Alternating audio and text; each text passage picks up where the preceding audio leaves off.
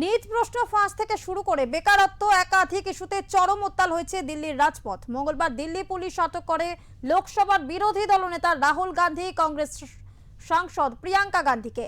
সেই প্রেক্ষিতে বুধবার সকাল থেকে সংসদের সামনে কালো জামা পরে বিক্ষোভ দেখালেন কংগ্রেস নেতৃত্ব। রাজধানী শিক্ষার্থীদের জেনজি আন্দোলন ও পুলিশি অভিযানের ঘটনাকে কেন্দ্র করে রাজনৈতিক উত্তেজনা আরও বেড়েছে। মঙ্গলবার 21শে জুলাই আন্দোলনের সমর্থনে বিক্ষোভে অংশ নেওয়ার সময় লোকসভার বিরোধী দলনেতা রাহুল গান্ধী সহ কংগ্রেসের কয়েকজন শীর্ষ নেতাকে আটক করে দিল্লি পুলিশ। পরে রাতে তাদের ছেড়ে দেওয়া হয়। এর প্রতিবাদে বুধবার সকাল থেকে দিল্লির সংসদ ভবনের সামনে কালো জামা পরে বিক্ষোভ দেখান কংগ্রেস নেতৃত্বরা। সোমবার পুলিশ সিজেপি সমর্থকদের খণ্ডযুদ্ধের পর আটক করা হয় আরও 70 জনকে। তাদের ছেড়ে দিয়েছে দিল্লি পুলিশ। আটক অবস্থায় প্রকাশিত এক ভিডিও বার্তায় কেন্দ্রীয় সরকারের কাছে 5 দফা দাবি তুলে ধরেন রাহুল গান্ধী। তিনি বলেন, শিক্ষার্থীদের ন্যায্য দাবিকে দমন না করে সরকারকে দ্রুত কার্যকর পদক্ষেপ নিতে হবে। এর আগে প্রধানমন্ত্রী নরেন্দ্র মোদীর সরকারি বাসভবনের সামনে লোক কল্যাণ মার্গে অবস্থান কর্মসূচিতে যোগ দিলে রাহুল গান্ধী, প্রিয়াঙ্কা গান্ধী ও কংগ্রেসের কয়েকজন নেতাকে আটক করা হয়। রাহুলকে ছত্রসাল স্টেডিয়াম এবং প্রিয়াঙ্কাকে মন্দির মার্গ থানায় নিয়ে যাওয়া হয়। We are against violence. We have always been. This is the ideology of our party. It's the ideology of our nation. Mahatma Gandhi fought for freedom. It was a unique revolution in which there was zero violence on their part.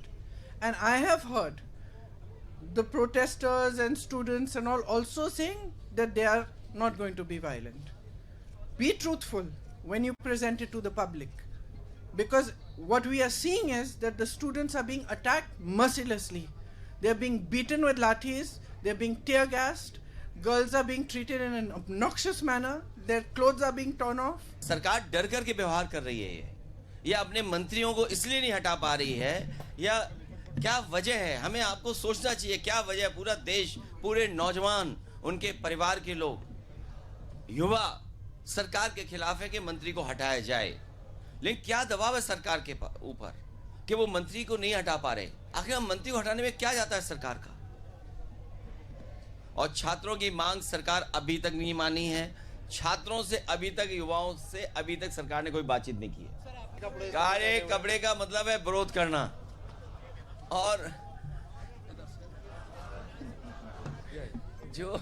जो काले कपड़े पहन के आए, काला विरोध का है, दुख का भी रंग है।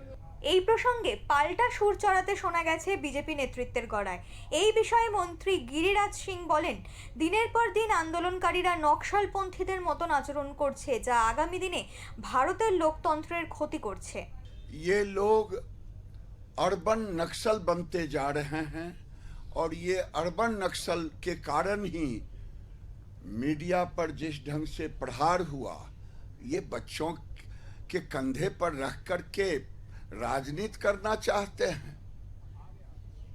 ये बच्चों के नाम पे राजनीति करना चाहते हैं।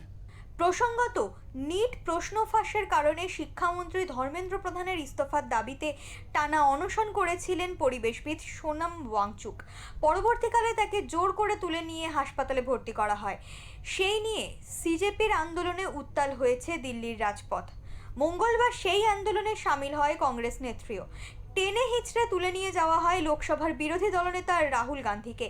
সেই ইস্যুতেই আজকে উত্তাল থাকলো সংসদ চত্বর। ব্যুরো রিপোর্ট, ওঙ্কার বাংলা।